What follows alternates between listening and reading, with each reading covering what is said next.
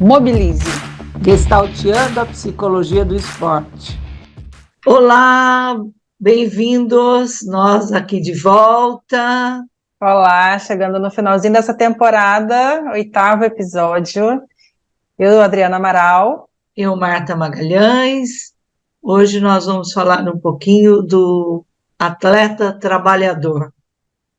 Sim, e quando eu penso nesse tema, acho que é um tema muito atual, que muitos pesquisadores aí na psicologia do esporte vêm começando a estudar, e eu me volto lá para a história da psicologia do esporte, que a gente tem um marco aí, né, do primeiro psicólogo que se conhece, que trabalhou efetivamente intervindo, né, como psicólogo do esporte, que foi o João Carvalhais na década de 50, e logo depois, na década de 60, o Ataíde Ribeiro da Silva, e eles começaram a trabalhar com a psicologia do esporte no momento em que ainda não existia psicologia como profissão, e que o que se tinha de intervenções, de trabalhos, que a gente hoje chama de psicologia, tinham a ver com o trabalho, com a psicologia do trabalho, com as indústrias, com orientação profissional, com recrutamento, seleção, e as ferramentas que eles vão usar são ferramentas que vêm desse métier, desse contexto, né? Os perfis profissionais, os testes, enfim. E eu fico pensando, depois de tanto tempo, a gente hoje, em 2023, ainda precisar olhar como uma novidade para o atleta como trabalhador, né? Se desde lá da década de 50 eles já olhavam para esse atleta como trabalhador, eles falam isso, inclusive, pouco, mas falam, e hoje a gente está um campo surgindo com esse olhar para o atleta trabalhador, né, Mar? Então, você sabe que quando veio esse tema na minha cabeça, também veio essa lembrança, né, de que a psicologia se envolveu bastante, porque a partir da Revolução Industrial eles precisavam de mãos de obras qualificadas, e então eles solicitavam a esses psicólogos que fizessem essa seleção através dos testes psicométricos, e a partir daí tinha as contratações, né? E nós temos isso dentro do futebol, na Copa de 50, na Copa de 58, né? Exatamente. E quantos anos se passaram e esse atleta trabalhador ainda está no fio do fenômeno social, né? Quantos hoje são assalariados, quantos hoje têm um registro, quantos hoje são contratados pelas instituições, quantos hoje ainda fazem essa função por amor? Quem é esse atleta trabalhador, né? Que vende o seu tempo, vende a sua habilidade, né? Tá no meio, quando a gente fala, né, do alto rendimento tão patrocinado, com tanto, envolve tantas cifras, né? E o atleta acaba ficando em segundo plano. Então, mas tem uma questão cultural, uma questão social que permeia todo esse panorama. Pensando um pouquinho nessa garotada que vê o futebol e que os olhos brilham, né? E que é uma coisa extremamente positiva, porque ali tem regras, ali tem todo um contexto de grupos de pertencimento, tem todo um contexto de ensinar a se manter dentro de alguns limites e tudo mais. Também tem essa questão de achar que com o futebol se ganha dinheiro. E isso acontece com os jogadores e com os dirigentes. Então, quantos trabalhadores hoje chega para nós adoecidos porque viveram uma vida inteira pelo sonho, pelo status, por estar no meio, por poder se aproximar dos seus ídolos, e tiveram a sua saúde, a sua família, o seu trabalho comprometido, né? Quando a gente fala de futebol. Quando a gente fala de outras modalidades, quanto de investimento tem nas modalidades, né? Quantas vezes a gente não vê, eu mesma trabalhei na ginástica por algum tempo, e os pais fazendo vaquinhas para poder ir para uma competição, a coordenadora usando cartão de crédito para comprar uniforme para as meninas, para os meninos. Então, quantas coisas nós temos desses trabalhadores abdicados amorosamente por estar no esporte, e que ainda é um lugar onde salva muita saúde, né? E a gente precisa voltar mais uma vez um pouquinho na história, né? Se pensar na história dos Jogos Olímpicos, do Barão de Coubertin, que foi quem idealizou os Jogos Olímpicos da Era Moderna, né? As Olimpíadas, os Jogos Olímpicos eram para os amadores, o que também marcava essa distinção da aristocracia e do povão. Muito bem lembrado, português, muito bem claro. lembrado. E por muito tempo os Jogos Olímpicos eram restritos ao amadorismo, né? Não podiam participar atletas profissionais, e isso a gente sente os reflexos até hoje, né? É isso, né? Amador, amor ao esporte, amor à modalidade, amor àquele grupo de pertencimento, né? Eu estava cuidando de um grupo de orientais que estão no tênis de mesa, e eles têm a prática esportiva como um grande amor, e a prática daquele grupo, né, de estar juntos, de toda semana poder treinar, poder se encontrar, e eles colocam do próprio bolso. Só que esse técnico, por exemplo, esse psicólogo que está lá, também é um trabalhador. Exatamente. E às vezes, por tanto amor, ele vai ficando, porque se envolve, se compromete com aquele grupo, mas nem sempre consegue receber. Então, ele tem que trabalhar em outro local, receber de lá para vir para cá, e assim vai, essa dança, né, que existe no esporte e no trabalho até hoje. Quanto tempo se fala disso? E quanto tempo isso ainda é pauta real, pauta do momento, né?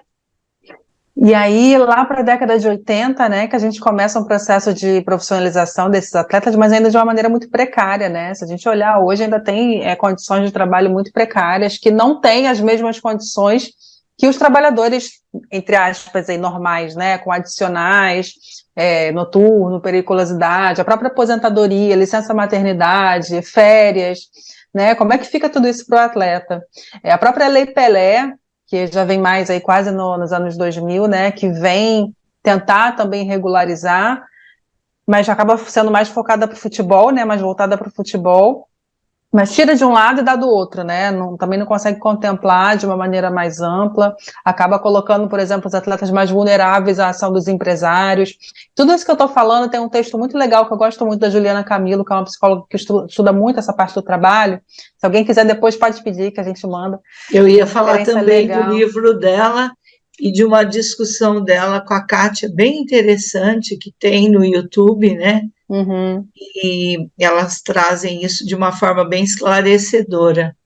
Pois é. Você sabe que, quando a gente pensou nesse tema, eu também fiquei pensando numa outra coisa.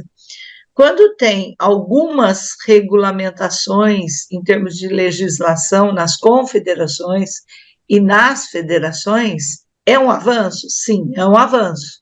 Porém, nem tudo que está escrito é cumprido na sua prática, né? Então, também é um outro detalhe para se avançar, é um outro detalhe para crescer em termos de trabalho, em termos de sindicalizações, associações e etc. Então, nesse mercado do trabalho e do esporte, para o profissional da educação física está difícil, para o fisioterapeuta está difícil, para o médico está difícil, para o psicólogo está difícil, para a nutrição está difícil, enfim, para todos que compõem a área da ciência do esporte, não é da mesma forma que se vende socialmente, né?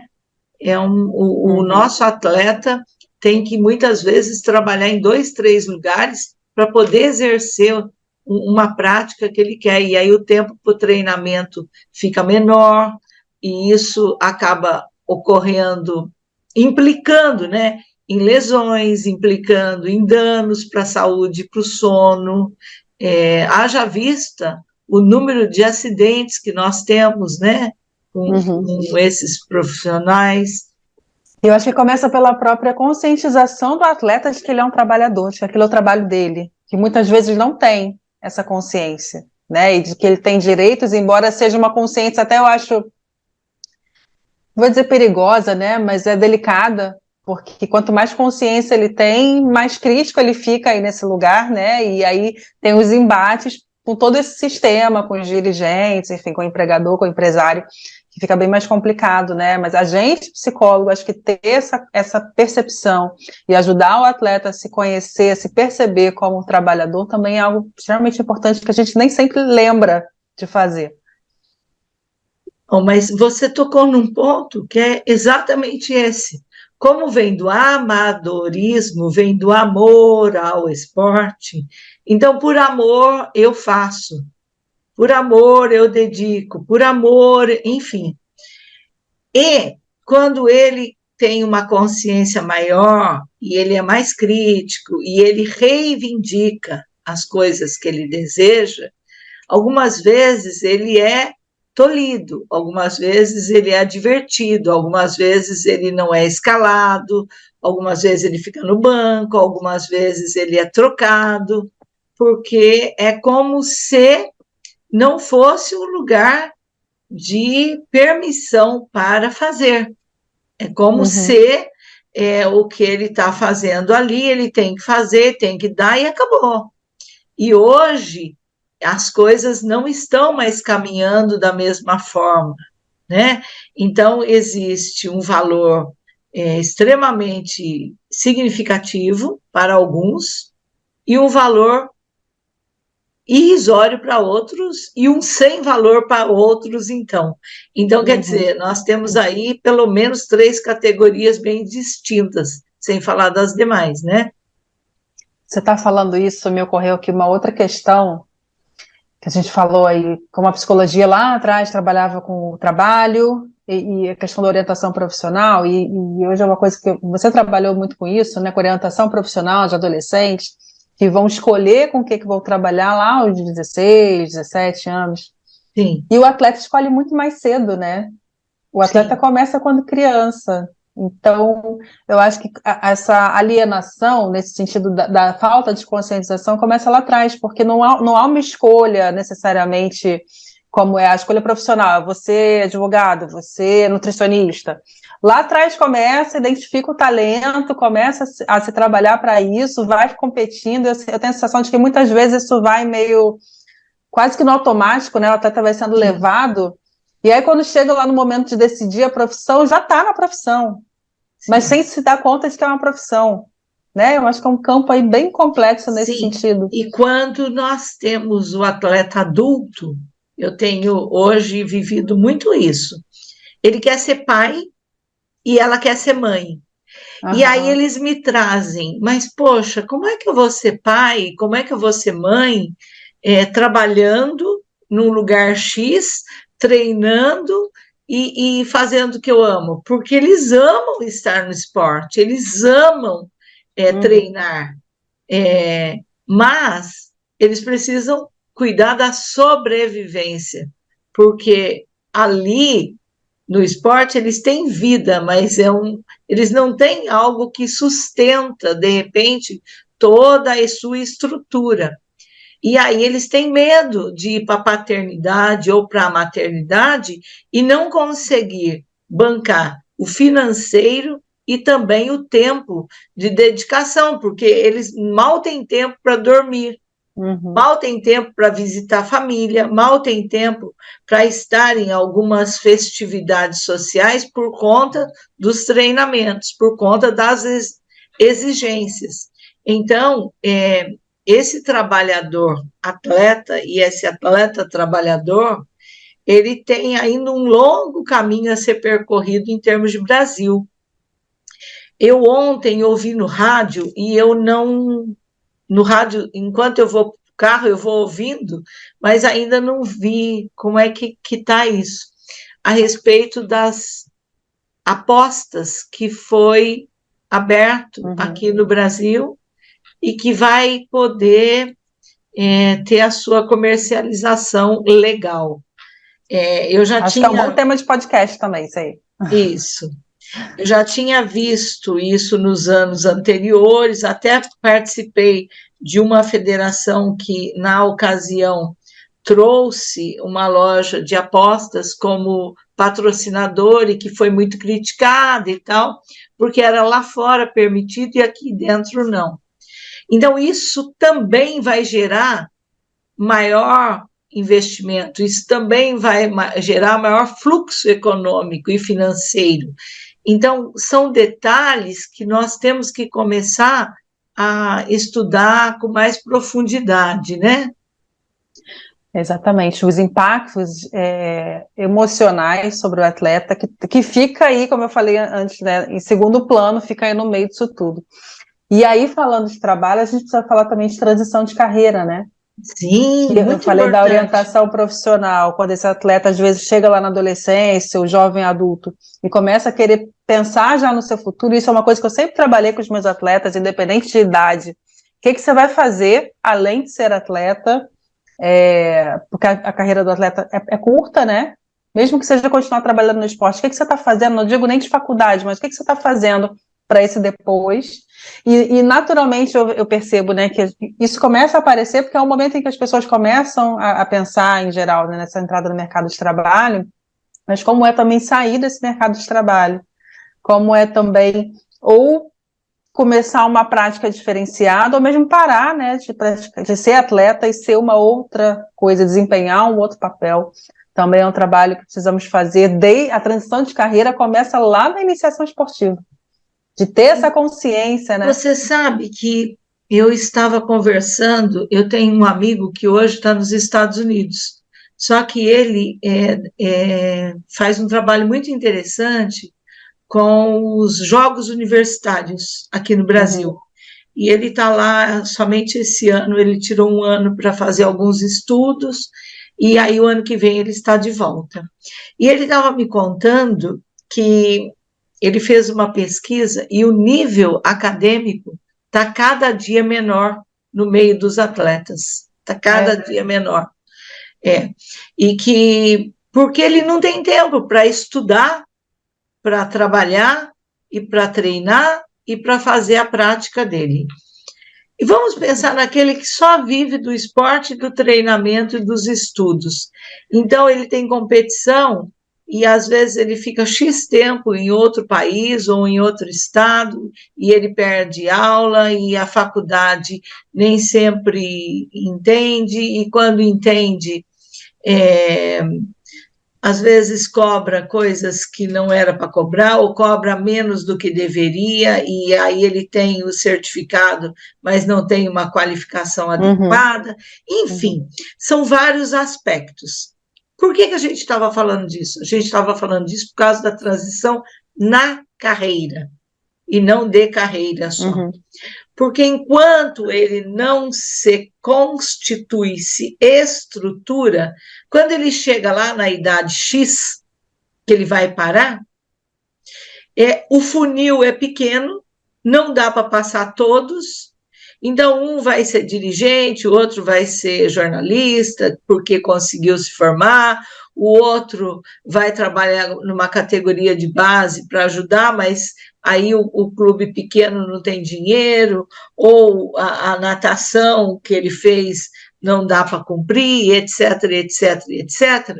Então, ele está sem qualificação, ele está, muitas vezes, com alguns problemas de saúde, porque não foi se cuidando ao longo do seu tempo, da carreira, e aí ele não sabe o que faz. E muitas vezes, financeiramente, também ele não está com uma condição boa para investir.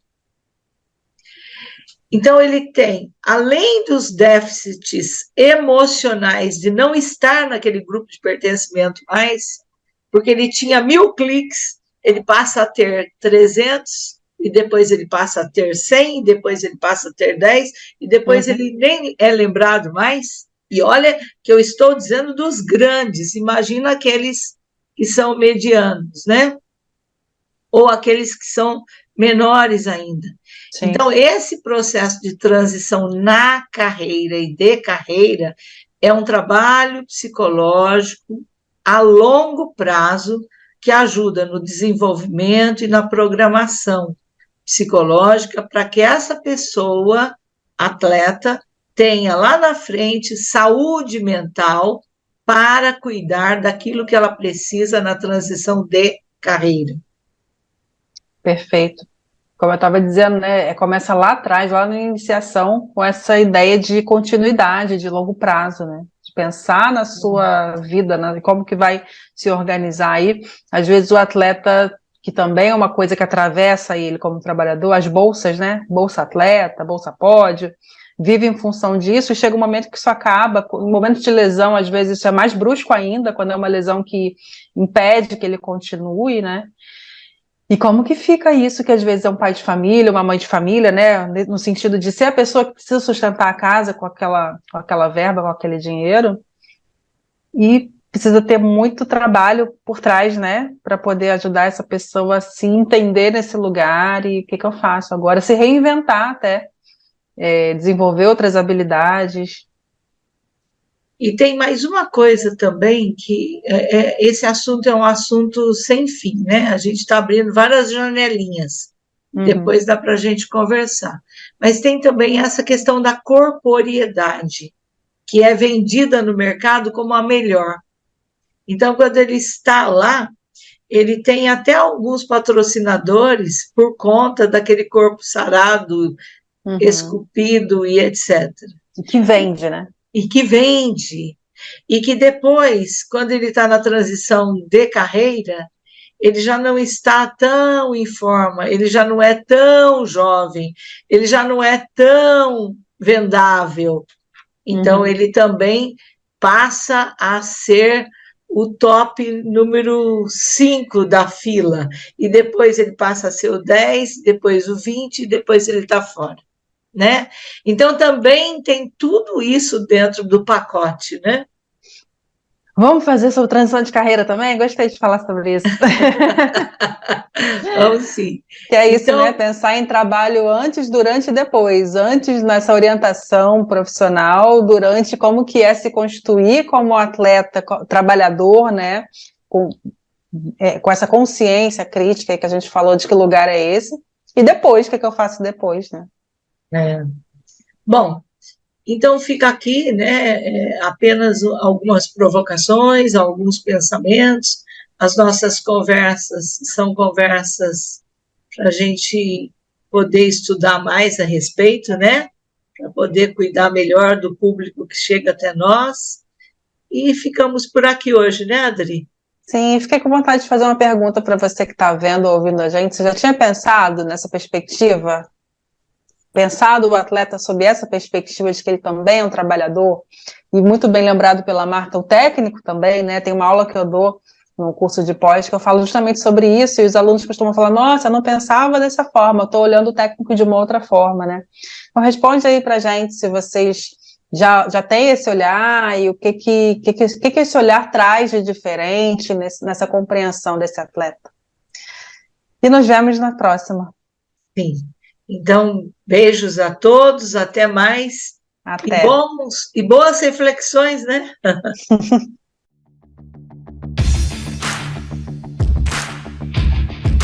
Mobilize. Gestalteando a psicologia do esporte.